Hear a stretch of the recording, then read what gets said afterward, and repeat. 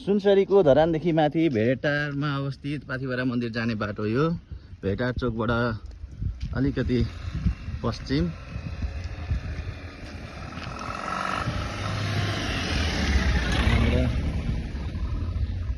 केही मिनेटमै मन्दिर पुगिनेछ। त्योभन्दा अगाडि मन्दिरको प्रवेशद्वार हामी देख्न सक्छौँ। एकैछिनमा मैले चाहिँ गाडी यहाँनिर राखेको छु। त्यहाँ भित्र अघि लिएर गएको थिएँ, त्यहाँ राख्ने ठाउँै छैन, अलिक अप्ठ्यारो छ। त्यसैले गाडी चाहिँ यहाँनिर ल्याएर राखेँ।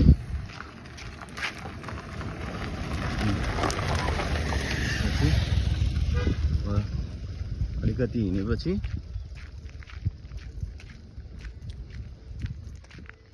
यहाँनिर पाथिभरा मन्दिरको लागि, पाथिभरा मन्दिर आउनुभन्दा अलिक अगाडि नै यहाँ पाथिभरा मन्दिरको प्रवेशद्वार बनाइएको छ। हामीले देख्न सक्छौँ। यो गेट हो प्रवेशद्वार।